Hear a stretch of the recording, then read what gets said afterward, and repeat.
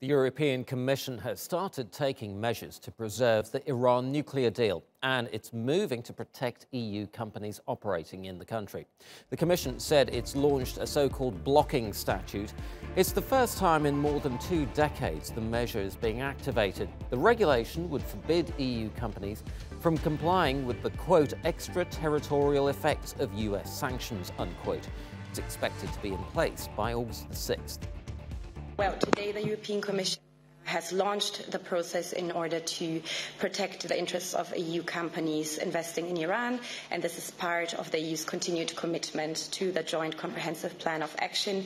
We have proposed to act on 4 fronts, namely launching the formal process to activate the blocking statute by updating the list of US sanctions on Iran falling within its scopes.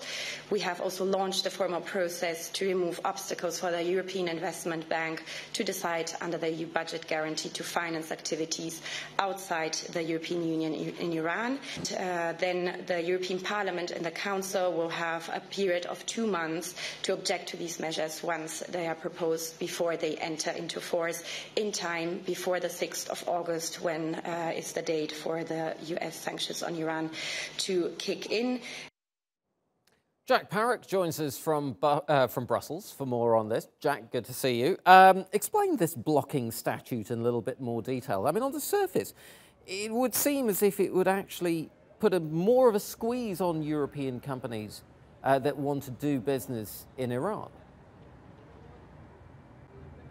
Well, certainly that's not the intention from the European Commission. This is an old law that was put together back in 1996 that was meant to deal with the Cuba embargo by the United States. It was never actually fully used because there was an agreement in 1988 to politically resolve those issues. But they've brought it back out and they're reimposing a certain annex to deal with these Iran sanctions. And what is mainly concerning is the secondary sanctions, because US President Donald Trump said that any company that doesn't wind down its operations in Iran will be sanctioned by the United States. Now, there's a couple of measures in there that are important to look at. The first one is it forbids European Union companies from abiding by US sanctions, so telling them they're not allowed to take notice of those sanctions that the US is imposing, and there could be fines for EU companies that do abide by them. The second is to allow firms to recover damages that they might have incurred due to the US secondary sanctions.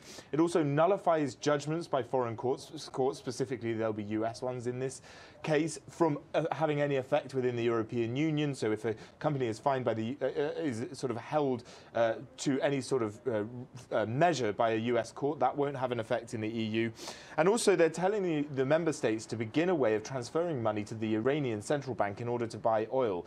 They want Iran to remain within this deal, and this is the way the European Union is choosing to support companies of staying in there, because that is what Iran wants to stay in the deal. They want to be able to be open economically. Right. It does perhaps raise a question mark, though, on companies that do want to abide by any US sanctions. But let's leave that for a second.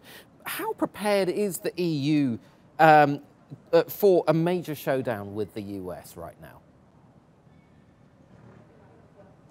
Well, they've certainly shown that they are not going to back down from this deal, and we've heard a lot of rhetoric over the last couple of days that we might never have heard before in the transatlantic relationship. We heard EU Council President Donald Tusk tweet and say that he said that with friends like these, who needs enemies, in reference to Donald Trump, and also saying that if you want help, you have to find the hand to help you at the end of your own arm. So these are the sort of statements we've never, ever seen, really, recently, especially in this transatlantic relationship. It looks like the European Union is prepared to go very far in supporting this deal. But also what they're going to need to do is get China and Russia, the 2 other signatories, on board. Right. There will be a meeting in Vienna on Friday next week where they'll look at that. The battle of the 2 Donalds. We look forward to it. Jack Parrock in Brussels, thank you.